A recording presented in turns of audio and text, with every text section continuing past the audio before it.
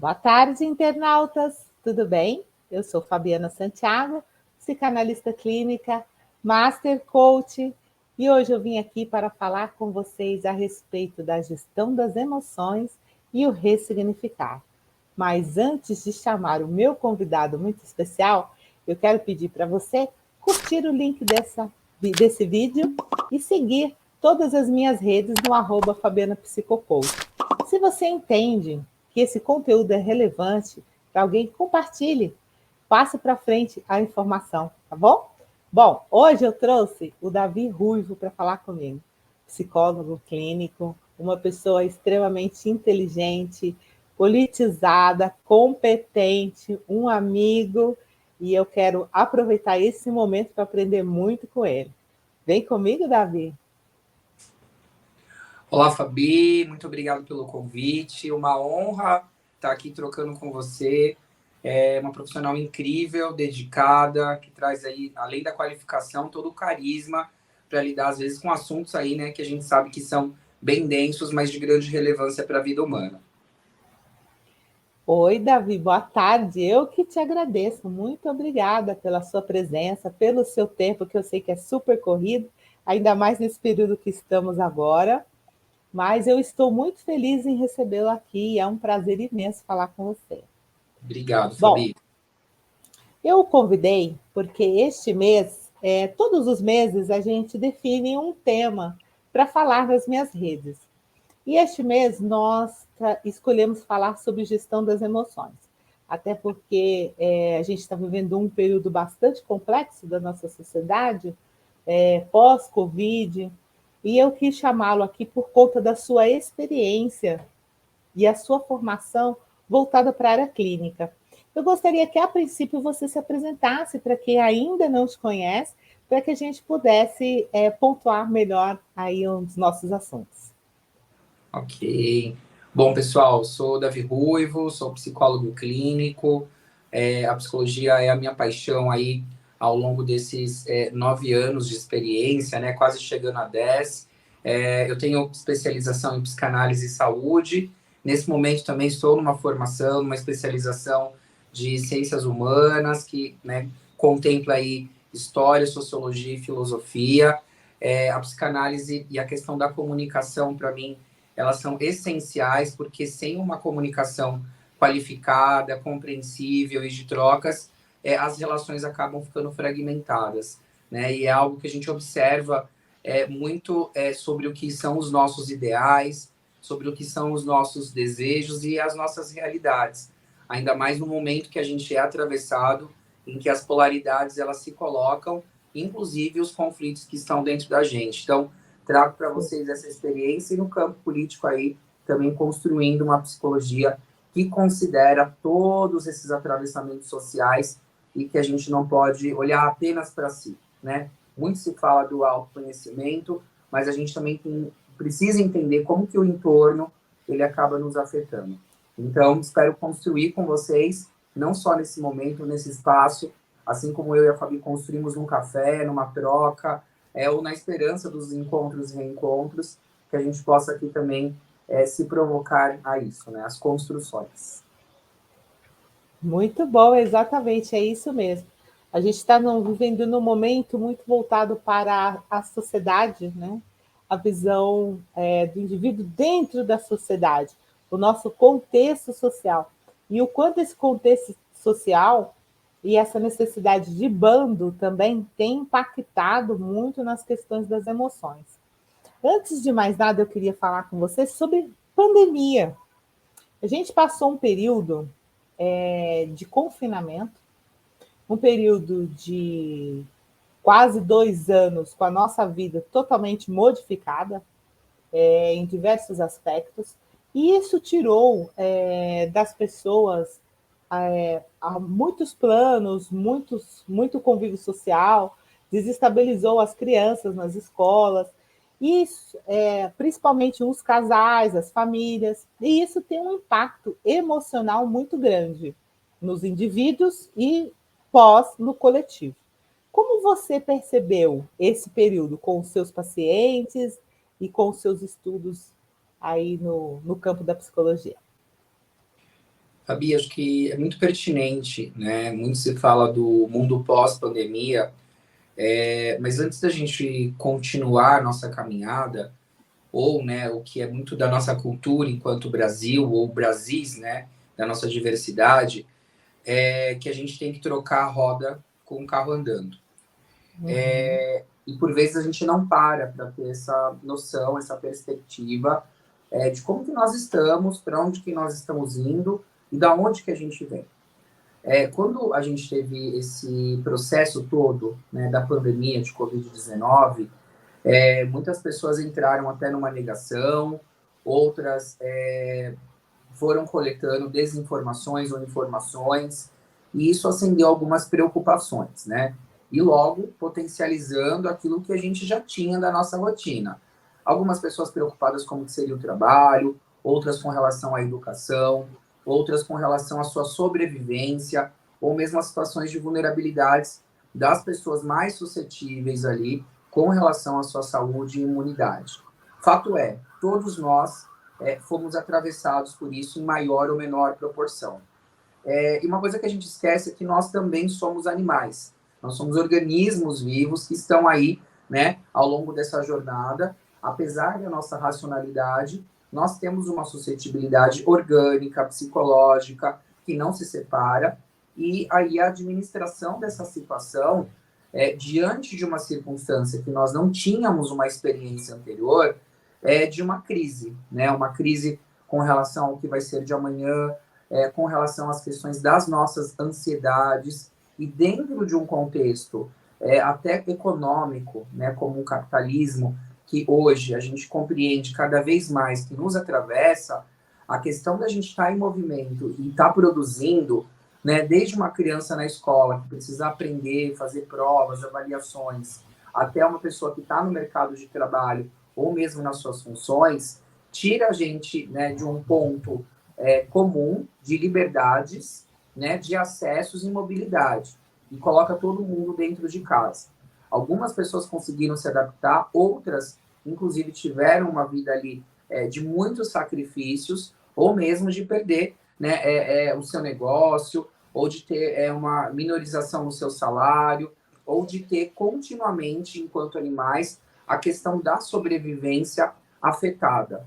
Então, quando você maximiza essas emoções, por exemplo, vamos pensar numa pessoa que vai para o trabalho, que tem os seus amigos, mas que quando chega em casa é extremamente cobrada todos os dias, né? Ou que tem conflitos com relação à criação do filho, ou que tem alguma crise que já vinha se arrastando, mas que sair de casa ou ir para o trabalho ou ter suas funções externas ao lar, né, eram ali distraídas, ou era ali colocado embaixo do tapete, escondida, e no dia seguinte você tem que simplesmente lidar continuamente com aquele conflito.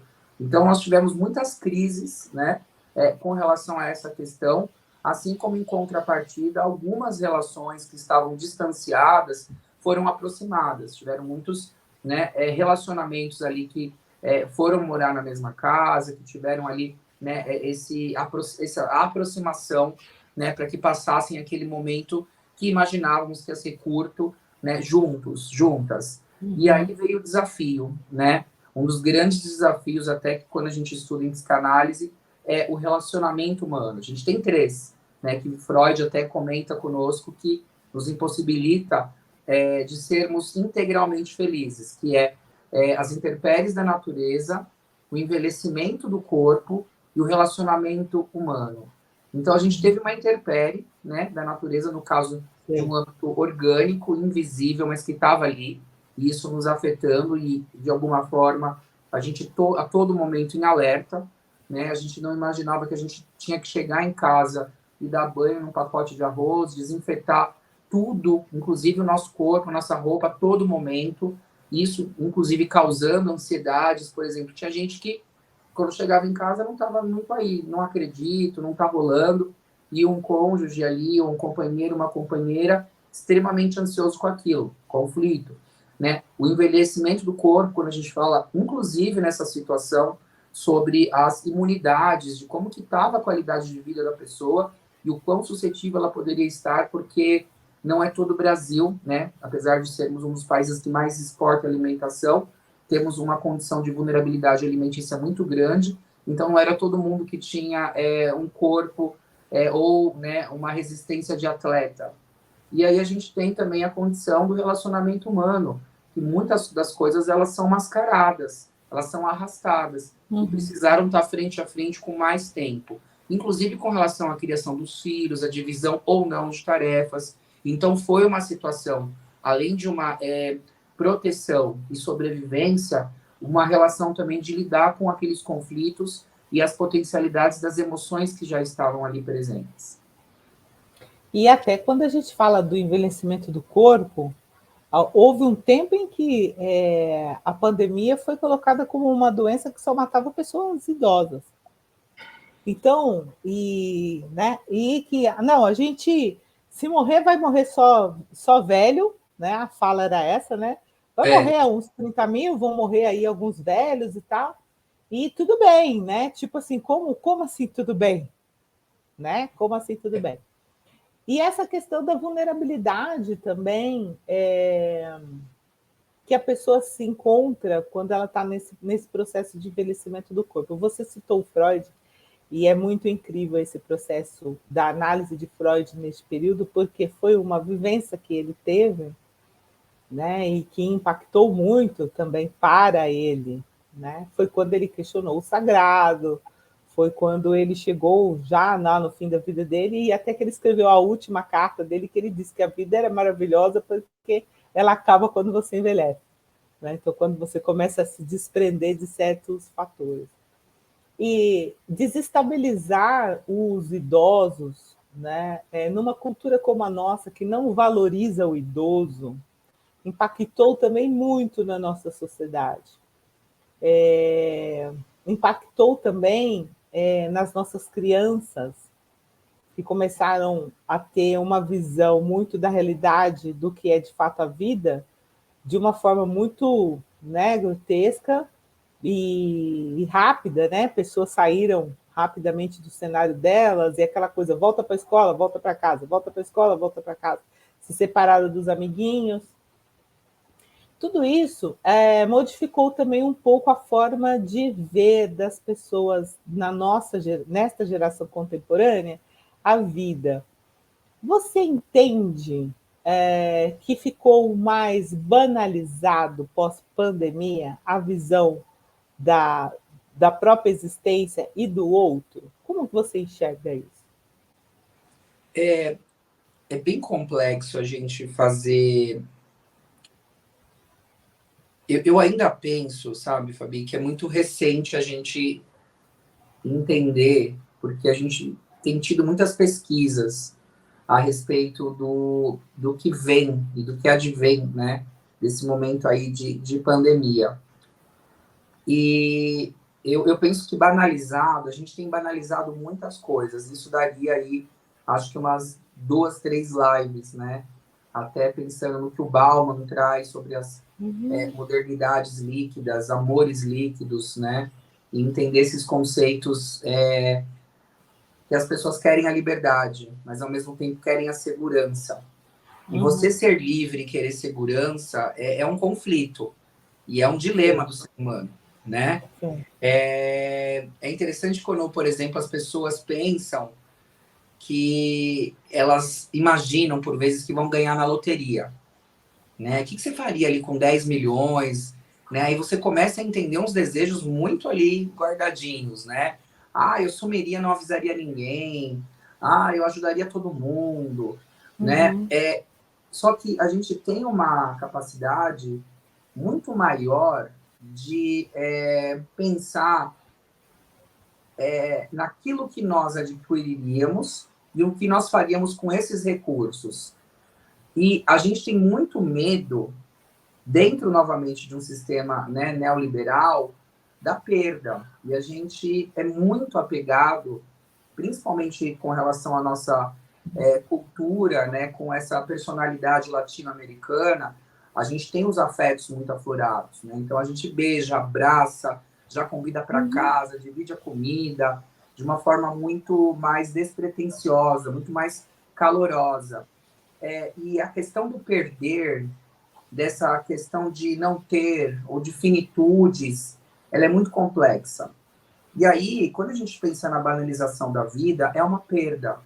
Então, muitas pessoas entraram no processo da negação, né? Não existe porque eu não vejo. Inclusive, Uhum, é um dos desafios das, né, psis, né, das psicologias, das psicanálises, da análise do uhum. comportamento, de conseguir trabalhar algo que muitas pessoas não veem e que, de alguma forma, as afeta e enfraquece. Até diante do mercado de trabalho, você que também tem essa atuação, o quanto que é difícil para uma pessoa ir ao médico ou se cuidar, né? Então, nesse momento que a gente tem de pandemia, todos esses penduricalhos que a gente tem, eles são suspensos, né? Esses apoios, esses suportes, esses serviços, e a gente tem que lidar com a perda de uma das coisas mais preciosas que a gente tem, que é o tempo. Como que a gente administra o tempo para criar um filho? Como que a gente administra o tempo para ter uma relação e uma escuta de qualidade, de afeto, tendo que fazer ali faculdade, pós-graduação, trabalho, quem mora em cidades grandes, né? A questão da mobilidade urbana, e como que você lida com a sua casa, com a sua alimentação, o cozinhar, né? O lavar, essas questões que a gente tem automatizado. Então, para muitas pessoas, quando a gente para pensar, esses penduricalhos brincando, né? Essas carapuças que acabam nos atingindo, elas vêm de uma forma, uma condição ali distanciada de uma realidade das perdas. E aí a negação pode sim banalizar a vida, porque quando você fala de uma, duas, três vidas, você está trazendo um nome. Quando isso começa a crescer e se aproximar de você, vira estatística. E a gente não tem uma sensibilidade tão grande com estatística. A gente tem Uhum. sensibilidade.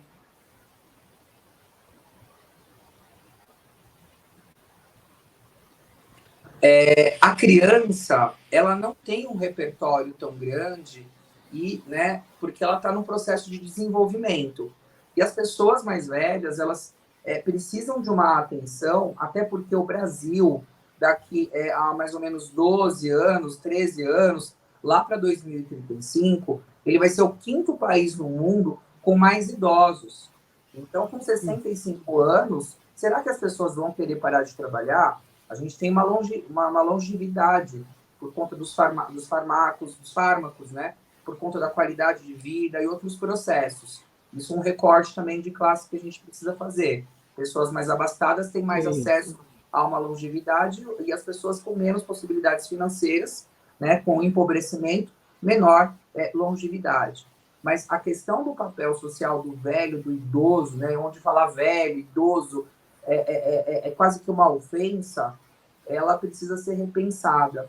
Então, a gente precisa observar que existe um recorte de um tempo útil que leva a gente a uma perspectiva instrumental da vida humana e que quando você sai desse âmbito instrumental, você é colocado a esmo.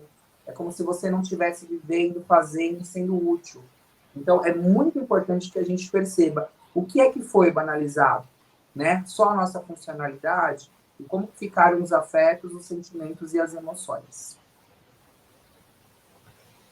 Eu acho que as funcionalidades foram um pouco, sim, banalizadas. Isso é uma ótica minha, sem nenhuma pesquisa. É uma percepção de consultório e de mercado. Não tem nenhum dado empírico aqui. No que eu estou falando agora é apenas a minha ideia.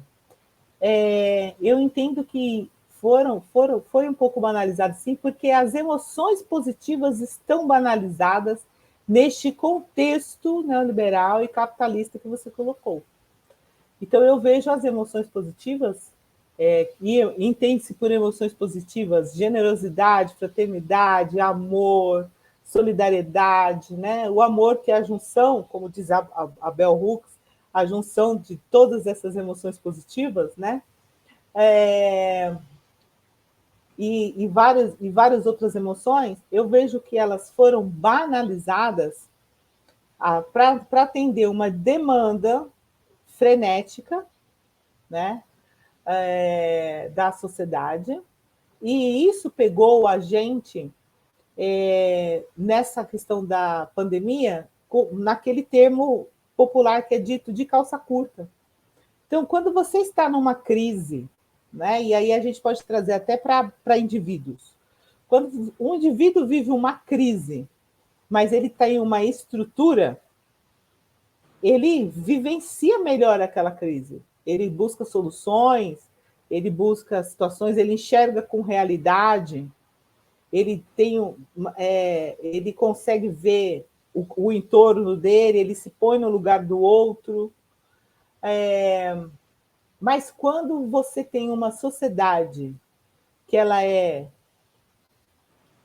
desprovida de emoções positivas e de núcleos de base e de núcleos de apoio, então as coisas foram feitas todas elas a improviso. E quando todas essas coisas foram construídas a improviso, a sensação de desamparo, que é a base, o buraco existencial do ser humano, aumentou e desestabilizou tudo. Essa é a minha ótica, tá? Pessoal, de tudo que eu assisti, do que eu escuto. Então, Mas aumentou a sua demais. ótica é importante, né, Fabi? Porque ela coaduna com pesquisas. Eu acho que, enquanto clínicos que somos, né, tanto você quanto eu, a gente, além das pesquisas que a gente vai estudar, a gente tem um levantamento cotidiano muito Uhum. próximo do que entende-se como realidade, né? Aí vai entrar numa questão Exato.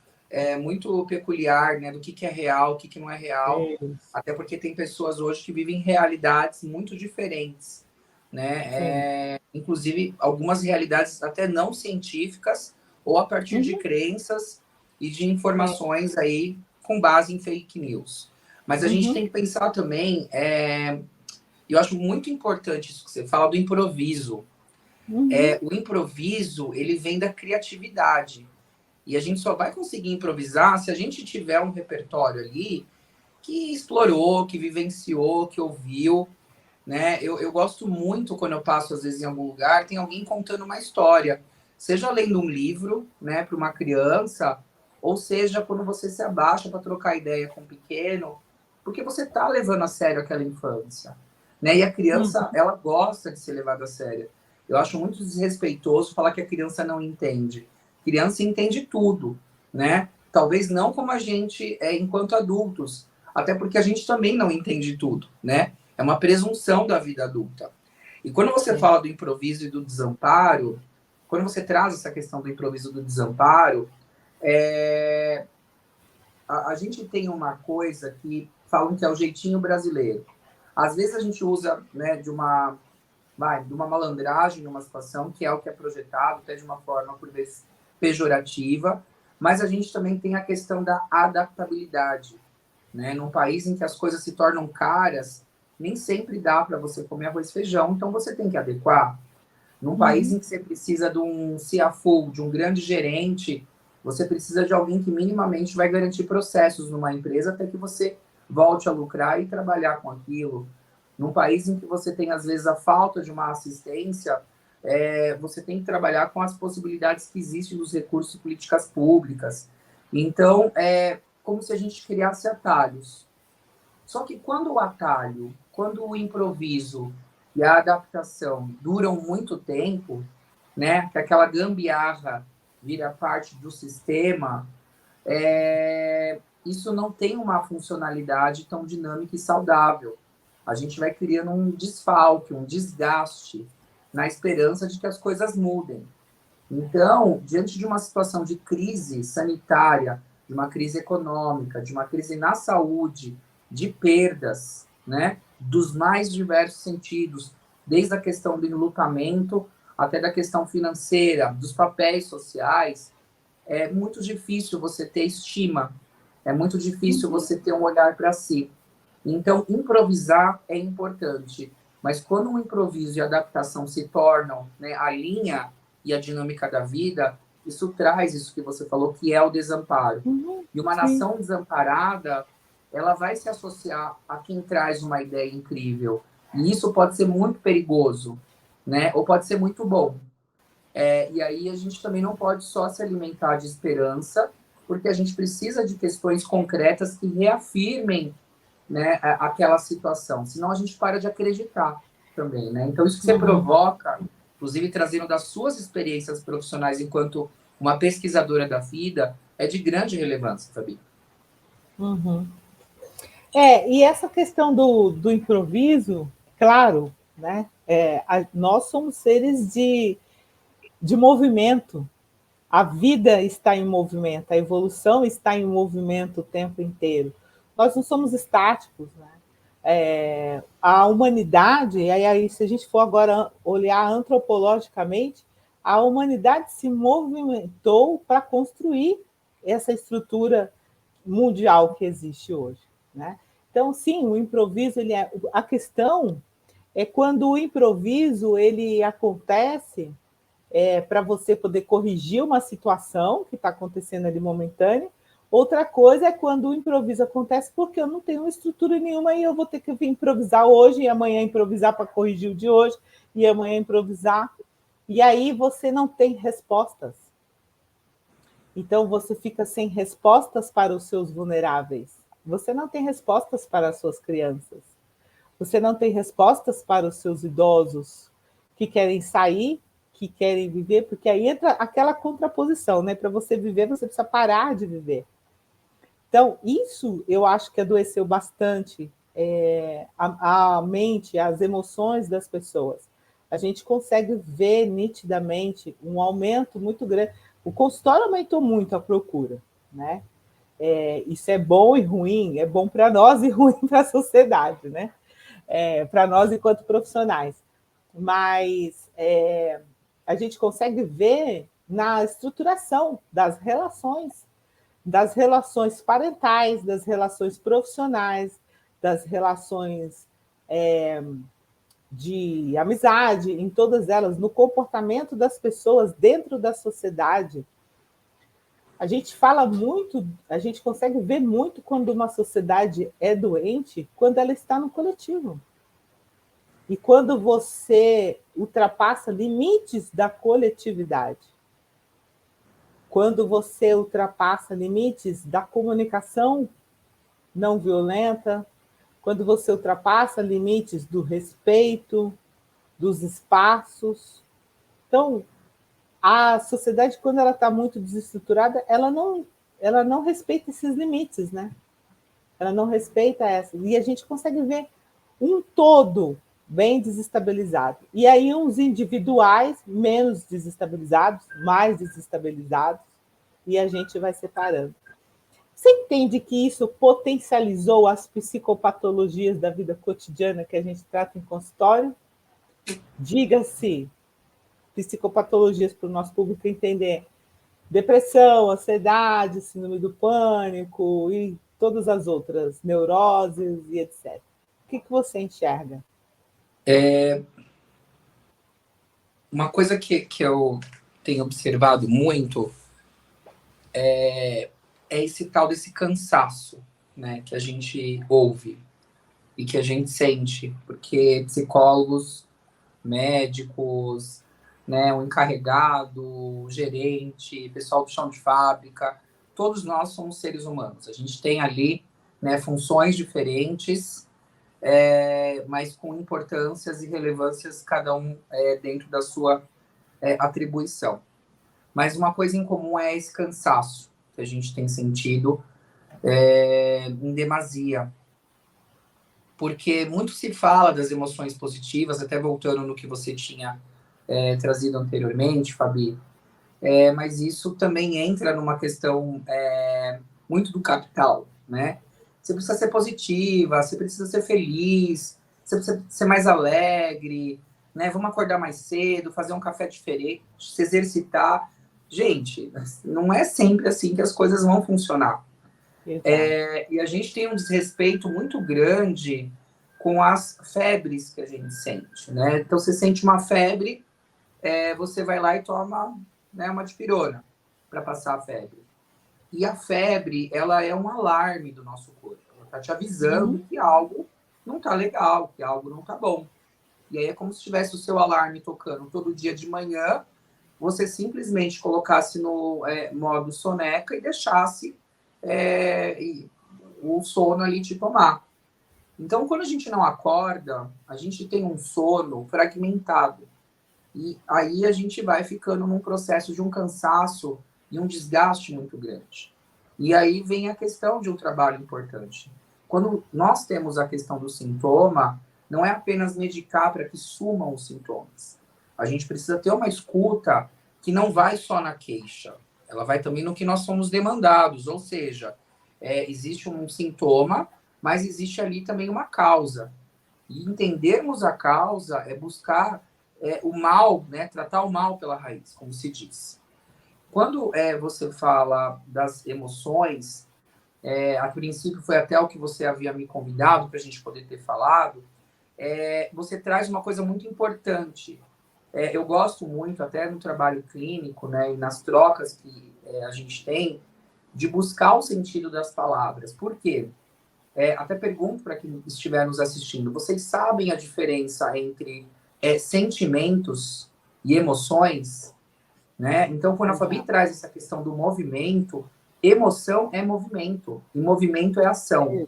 Então, se eu estiver bravo, se eu estiver triste, se eu estiver apático, se eu estiver, né, com nojo, se eu estiver alegre, isso vai ser passado através de uma ação, né, de uma expressão, de um emovere, né, que é a emoção. O sentimento ele é mais contínuo. E existe uma crítica, né, até muito da linguagem dos jovens aí, que aparecem também no consultório, quando você está apaixonado, que há um sentimento, eles falam, o Fabrício está muito emocionada. Está muito emocionada. Está na moda agora, né? Baixa a bola. Por quê? É como se a gente estivesse a mais. Então, você também tá a mais é ruim, tá a menos é ruim.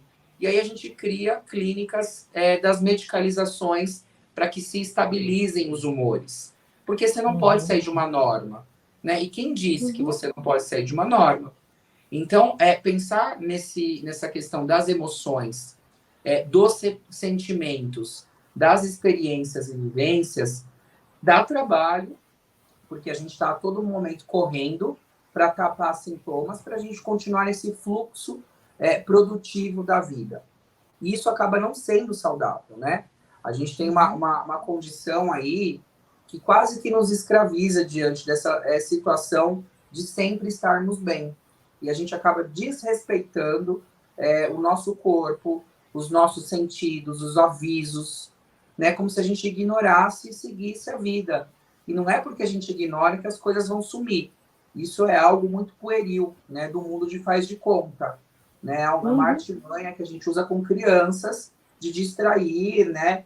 Trazer outro sentido que também acredito que nem sempre é saudável, porque é importante que a gente construa esses repertórios. Senão as pessoas vão acreditar em qualquer coisa que elas vão ver. E isso também faz parte muito da nossa cultura e traz um adoecimento, porque dificilmente, né, a gente teve ao longo da nossa história um aprendizado sobre o que nós estamos sentindo, um respeito para com isso e um diálogo. A gente tem uma cultura muito do ouvir, muito do receber e muito pouco ali do conversar. Tanto que vocês podem observar que as fotos nas redes sociais, elas são muito mais curtidas, sempre um ok, do que, né, necessariamente uma proporção de comentários. Então, é muito relevante que a gente observe isso. Imagina você estar super conversando com alguém, a pessoa fala, ok, né? Então, essa falta de movimento, de construções, de repertórios, vai colocando a gente num esvaziamento e numa apatia, de não querer trocar, inclusive consigo mesmo, mas de sempre ter que expressar que a gente está bem. A partir de um esvaziamento, é muito estranho, né? Mas eu acho que isso é geracional. Por que eu entendo que isso é um impacto geracional? E aí eu acho que isso vai além do processo pandêmico. Eu acho que isso tem a ver com essa sociedade contemporânea mesmo. É uma sociedade que vive um período da não frustração. Não, ninguém pode ser frustrado. Você não pode tomar um fora, você não pode ser demitido, você não pode, a pessoa não pode dizer para você assim, essa roupa não ficou legal para você. não gostei dessa sua aparência.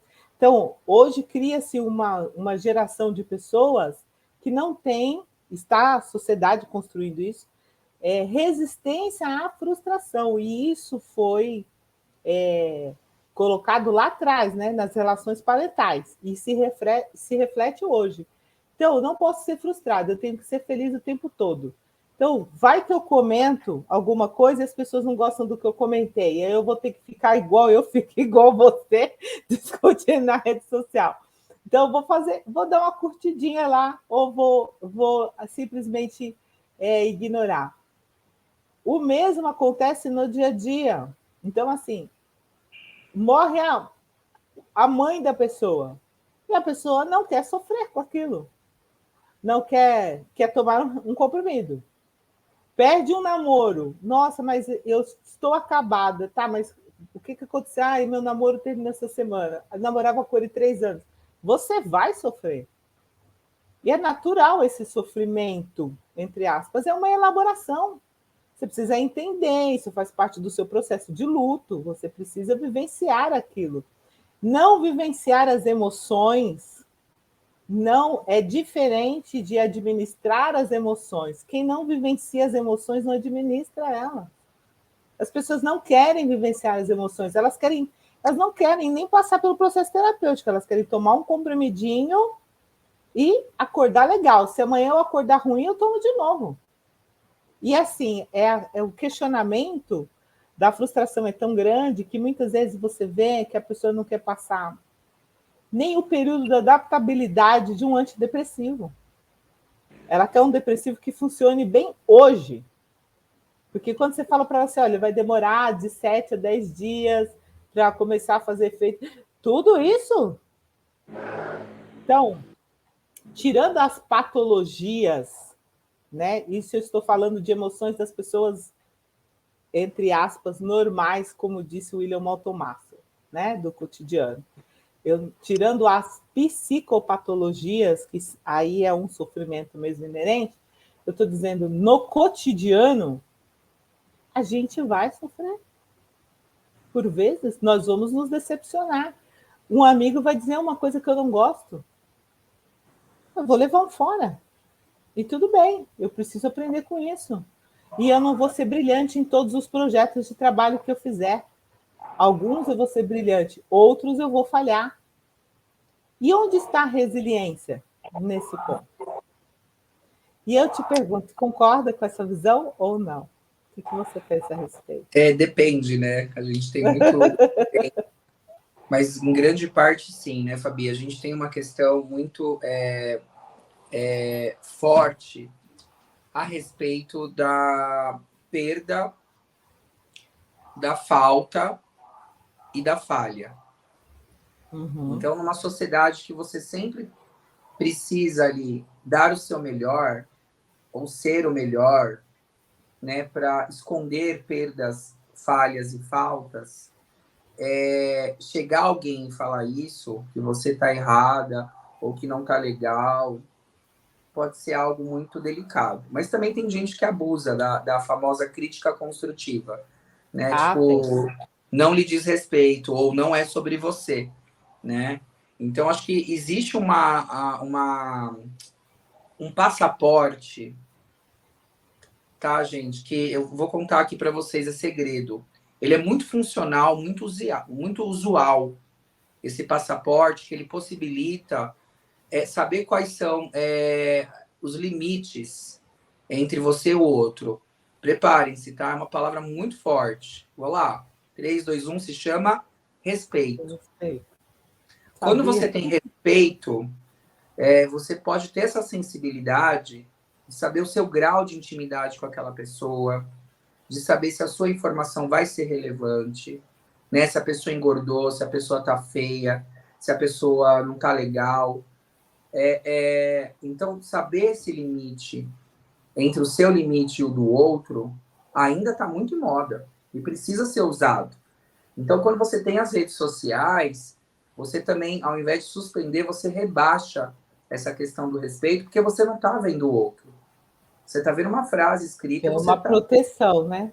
O computador é uma Exato. proteção também. Exato. Você já foi xingada, que eu sei, Fabi. Eu já fui xingado em rede social, Nossa Senhora. Não, eu né? já fui ameaçada de morte. Então, Já ameaçada de morte. E agora eu vou entrar num tema extremamente polêmico que eu estou discutindo nas redes sociais e me preparando para falar sobre ele, que é sobre a cultura Red Pill. Então, eu quero falar sobre isso, né? E eu tenho discutido muito sobre isso nas redes sociais. Mas essa questão da frustração, eu nem coloco no que se refere à crítica, não. Porque eu, no meu ponto de vista, nenhuma crítica é construtiva. Qualquer pessoa que faz crítica, ela não é construtiva. Crítica é diferente de opinião, porque a opinião eu pedi. A crítica, ela só é válida no meu ponto de vista quando ela é autocrítica, quando eu tenho autocriticidade, quando eu me observo, eu me avalio e eu me julgo. Aquilo que vem do outro sem a minha permissão, para mim é violência. Para mim ultrapassa o aspecto. Então, uma pessoa está lá, se arrumou, vestiu aquela roupa que ela está achando ótima. Aí vem uma pessoa e critica aquilo. Olha, cabelo comprido para mulher acima de 40 anos é ridículo. Já escutei isso, né? Não pega bem para você. Mas eu não perguntei. Eu não fiz nenhuma abordagem a respeito do meu cabelo. Aquilo para mim é uma microviolência. Então, agora, se eu pergunto, eu dou o espaço, eu abri. Então, ali eu entendo que é importante. E aí, o que acontece? A gente vê a cultura do cancelamento, a cultura da internet, que propicia essas microviolências. E a gente precisa ver essas microviolências também, que elas são cotidianas, né? O julgamento da roupa, da aparência da roupa, da pessoa, da mulher, da criança, do homem, seja quem for. Eu acho, ali eu já acho que para isso a gente não tem que ser resistente mesmo, não. Eu acho que para esse tipo de coisa a gente tem que rebater. Violência a gente rebate, a gente não aceita violência. Esse a é um gente ponto. devolve, né? Você devolve Devolve. até com... Algo que eu aprendi, que eu acho muito interessante, é a indagação, né? Eu recebi uma violência, eu não entendi o que você quis dizer. Às vezes uma piada, né? Racista, uma piada homofóbica, uma piada machista. Por quê? Durante muito tempo, essa questão da crítica construtiva ou, né, das piadas e da graça unilaterais foram muito abertas, foram muito banalizadas, porque alguém ria. E aí é onde nasce, né, a avó do bullying, né? E estruturalmente, só uma parte social dava risada, porque justamente existe a tal da norma, o que é normal, o que é modelo, e o que sai disso. Então, quando a gente começa a compreender que sai de cena essa questão de raças superiores ou de pessoas melhores que as outras por conta do tom da pele ou da classe social, muitas pessoas se incomodam com isso, com esses lugares. Porque é promovido que quem tem mais ou quem tem A ou B é melhor do que tem C ou D. E aí vem uma condição da gente ter essa perspectiva de um atravessamento, porque às vezes, Fabi, as pessoas sofrem e não sabem lidar com as suas emoções, ou não entendem os seus sentimentos, porque elas não estão se encaixando em determinadas situações. Então, será que a gente vai ter que trabalhar enquanto cis para que a pessoa chegue naquilo que ela quer? Ou, né, como dizem, a gente vai trabalhar para compreender junto com o paciente, cliente, se o que ela quer, ela realmente quer, né? E esse é o conflito, porque Exatamente. por vezes a pessoa construiu aquilo ao longo de uma vida inteira. E aí chega alguém e critica, ou ela mesma vê que não faz mais sentido, então vem as crises, né? Então, a questão que você traz das patologias do cotidiano, elas são uma condição das patologias que vêm da nossa sociedade.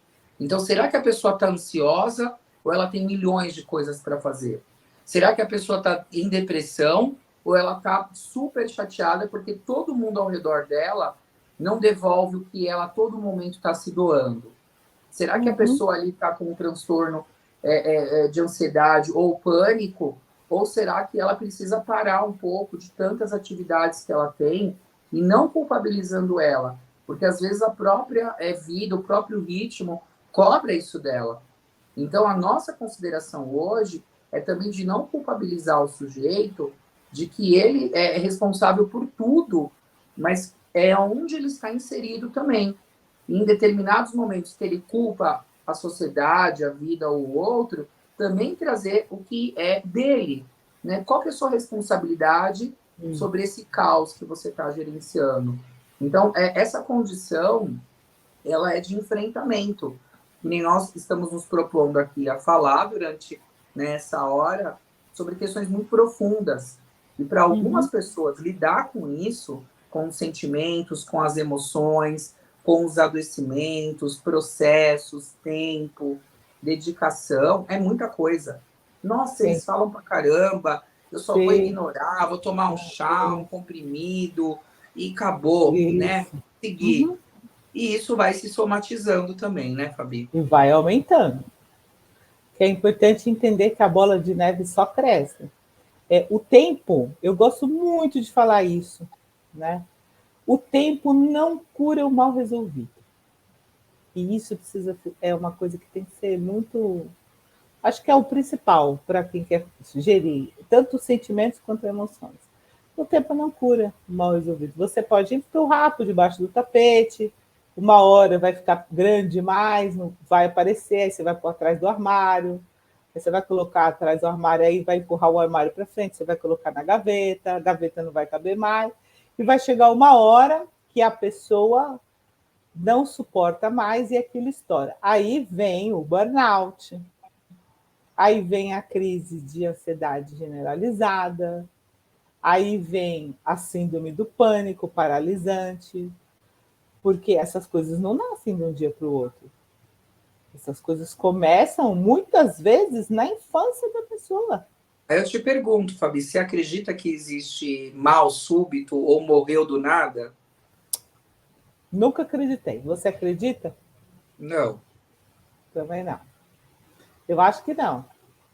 Eu acho que o que existe é uma carga energética e emocional tão grande, mal administrada, e que estoura.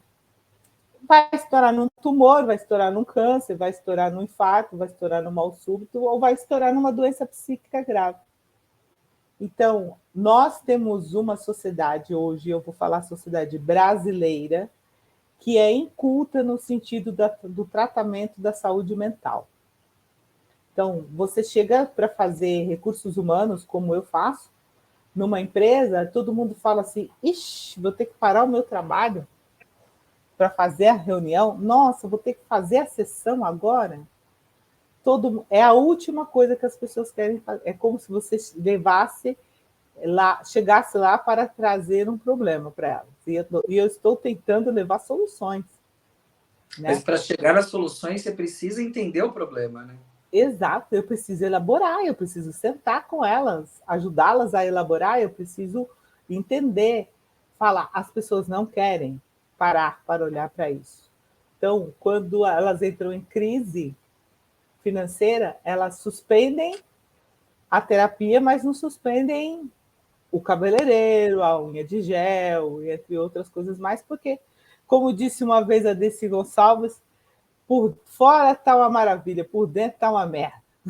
Eu achava ela maravilhosa, porque ela era incrível. Né? E isso nada mais é do que um mecanismo de defesa da culpa. Eu acho que a gente tem, do medo, um mecanismo de defesa do medo do enfrentamento. E eu acho que a gente tem ali uma cultura que não valoriza isso, que cria um mito muito grande em cima dos fármacos psiquiátricos também. E às vezes assim, a pessoa bebe todo dia, usa todo tipo de substância, mas não quer tomar um comprimido porque tem medo de ficar viciado. E eu falo assim: vamos fazer um acordo comigo, ó, você vai viciar só numa coisinha a mais. Aí depois você vai viciar nessa coisinha e aí você vai deixar as outras coisas, tá bom? E aí a pessoa leva no bom humor e acaba entendendo. Por quê? Porque é tudo aquilo que você disse no nosso começo, a luta pelo subjetivo. Nós estamos numa sociedade capitalista que visa o concreto. Eu não Sim. vejo, não dói. Eu não vejo, não, não existe. Eu não vejo, eu não estou sentindo. Só que está adoecendo as pessoas, está desestabilizando relacionamentos e está desestabilizando a vida. As pessoas passam a vida toda para construir finanças. Chega um momento que, quando ela estoura, ela perde tudo aquilo que ela construiu para tratar da saúde. Então, Exatamente. bora tratar antes, E aí né? vem uma cultura muito ocidentalizada, né, Fabi? Você que é uma pessoa também que dá uns rolês aí pelo mundo, que quando a gente fala de questões de saúde, a gente tem esse arremeter aqui no Ocidente muito à medicina e muito a doenças. A gente não tem a cultura da prevenção. Até Uhum. porque essa questão da prevenção, ela requer investimento. Lidar de uma maneira com previsibilidades, dados estatísticos, e tem muito a ver também com a nossa cultura e educação. Né? A gente poderia, ali numa educação de base, ou né, nos anos subsequentes, ter mais aulas a respeito de nutrição, ter mais aulas a respeito de economia, ter aulas né, a respeito de legislação, de acesso, de direito, de outras coisas que são importantes. E com relação à nossa própria cultura, né? Porque a gente tem uma história que ela foi construída, dita como um descobrimento, né? A partir disso. Então, você descobriu um lugar. Olha que lindo, Brasil, né? Mas antes do Brasil, você tinha 300 para mais povos que exploravam essa terra, mas que também cuidavam dela no sentido de sustentabilidade, porque havia um respeito muito grande né, com as matas, com as ervas, com a caça, com os rios. Então, se a gente não, hoje, né, a gente não está conseguindo cuidar da nossa casa, né? Qual que foi a última vez que a gente cuidou de um jardim, de uma horta, ou mesmo qual que foi a última vez que a gente fez um bolo e dividiu com uma vizinha, né? Como é que está essa condição? Aí atravessamento econômico, social, a gente não sabe mais o nome da pessoa nova que mudou no prédio ou na casa. A gente não tem essa cultura, né, massiva de brincar na rua, né? Porque as telas estão ali, isso, né, dá espaço para o medo.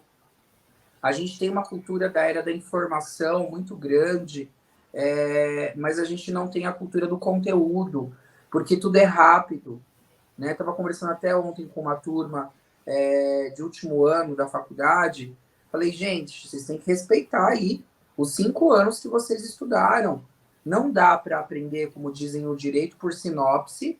Não dá para ficar vendo vídeo né, na velocidade 2 porque vocês cognitivamente não vão assimilar, e aí quando for exigido de vocês esse recurso, não tem essa aplicabilidade, porque você aprendeu de uma forma fragmentada, acelerada, não teve uma elaboração.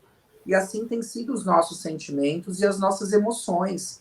Então, quando a gente fala, por exemplo, de inteligência emocional, eu acho que é um termo, às vezes, muito ingrato numa sociedade que quer ler rápido, né? O rápido e devagar, acho que tem uma questão muito valorosa. Acho que a gente tem que se debruçar mais sobre a questão do tempo. Porque inteligência são, na verdade, inteligências. Não é você estar sempre feliz, é você ter tolerância à frustração, é você saber o momento de resiliência, saber que quando tem uma falta, a falta, né, Fabi, ela não significa necessariamente uma falha. Por vezes a Uhum. falta significa espaço. Imagina uma Bom casa, preenchido. né? Uma casa cheia de móveis em todas as paredes, em todos os espaços, né? Sufocante. Nós precisamos aprender a lidar com espaço, espaço e tempo. Então, esse gerenciamento, essas inteligências e essas percepções de si, né, além da nossa educação, além desse olhar para com o outro e do respeito, precisam estar na ordem do dia. E essa reconstrução que a gente pensa pós-pandemia, ela precisa ser observada com muito afeto, mas também sobre os nossos afetos e o que a gente afeta as pessoas. Porque se olhar de perto, ninguém está muito bem. A gente está com um cansaço que vai além da questão física, né? Exato. Sim, eu acho que é exatamente isso mesmo. Se a gente tivesse condições de parar pelo menos uns 3 meses para se recompor e se reestruturar, eu acho que isso seria realmente o ideal para todas as pessoas. Eu vejo também todo mundo muito cansado. As pessoas se queixam o tempo todo, né? Um cansaço, uma dor, será que não é falta de vitamina? Será que não é falta disso? Não é alimentação, não é o quê? E também houve um fenômeno interessante pós-pandemia, que eu percebi, e que eu li também muito sobre isso. O volume de coisas, de pessoas que saíram enfurecidas fazendo coisas porque ficaram 2 meses sem fazer nada. E aí agora elas fizeram 1000 coisas e agora elas estão estafadas. Exato. Porque elas foram fazer em 8 meses aquilo que elas não fizeram em 2 anos. E tem algo Né? mais primitivo que você negar algo para uma criança, ou ela querer muito, ou como diziam nossas avós, né, Fabi? Macaco nunca vê melado quando vê se esbalda. E Isso, aí, gente? exatamente.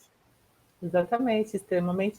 A alma bem primitiva, né? O ser humano ainda está muito primitivo, bastante.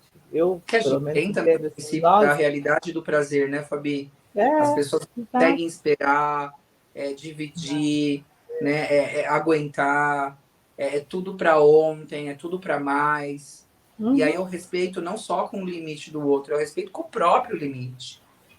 Né? E o medo exato, da perda, né? De morrer. Agora que eu tenho que aproveitar tudo. exato, exato. É o medo iminente da perda também que gera esse movimento desenfreado, né? Que, na verdade, sempre existiu. Sejamos honestos, quando nascemos de nossas mães, a única certeza que temos é da morte. Pode ser no dia seguinte, pode ser 50 anos depois, pode ser Mas 70 negamos. anos depois, mas negamos isso, né? A gente comemora o aniversário como se fosse um ano a mais, e é um ano a menos. É um ano a menos. É um Porque ano a menos, né? você apaga a vela, gente. Isso Você é apaga. simbólico. Exato, você apaga. É um ano a menos que você está comemorando. Em Mas algumas aí vem os culturas, mecanismos. Fabi, em algumas culturas, eles não apagam a vela. É, nossa, não sabia. Simbolicamente. Que também Sim, pode ser uma forma de negação, né? Mas sim, a velhinha vai sim. apagando, gente. Não tem jeito. Vai apagando, exato. Bom, querido, é uma maravilha falar com você, delicioso, mas eu, gente, precisa encerrar.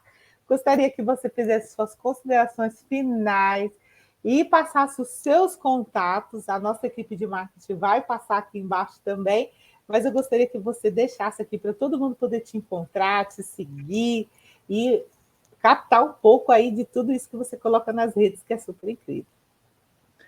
Fabi, quero agradecer. Eu acho que você é uma pessoa muito generosa.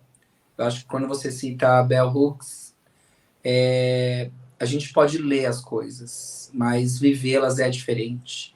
E eu vejo o quanto que você batalha, o quanto que você incide, o quanto que você inscreve. E não bajular, né? Como dizem. Eu acho que a gente tem que trazer à tona essa troca, né? Porque você, quando cresce, você não quer crescer sozinha. Você tem o ímpeto, a luta é aberta ao debate. Eu acho que isso é um respeito com você, né? Porque eu tenho visto seu crescimento e ascensão paulatinamente e sempre você se recorda dos seus pares, né? E eu sei que eu tô numa partinha aí da sua história ou uma partona que a gente sempre, né, quer Uhum, estar perto, quer sim. estar junto, mas novamente, né, santo de casa não faz sempre milagre. E a gente tem o tempo sequestrado pelas nossas obrigações e demandas. Então, quero agradecer você por promover esses espaços de trocas e de construções e que as pessoas contem comigo também. O meu contato é @daviruivo.psicólogo ali no Instagram. Vocês podem me encontrar também no Facebook. Tem os meus contatos ali. Não sou uma pessoa tão engajada enquanto influencer, mas sempre que dá a gente posta, compartilha, troca e recebe um convite especial de uma amiga querida, que ainda bem que as tecnologias bem usadas também nos aproximam e constroem conteúdos aí de qualidade, promovendo saúde. Muito obrigado, viu, Fabi? Ah, meu amor, eu que te agradeço. Você que é maravilhoso, incrível, você que abrilhanta o meu espaço. Obrigada, viu? Somos. Até a próxima, meu amor. Gente, vocês viram como ele é incrível? Pois é. Olha, eu aconselho vocês, entrem nas redes daviruivo.psicólogo, escrevam para ele, conversem com ele tem muito conhecimento para poder transmitir para vocês a respeito desse tema tão incrível que a gente está tratando esse mês. Não esqueçam de seguir as minhas redes, @FabianaPsicocoach. Muito obrigada e até a próxima. Tchau, tchau.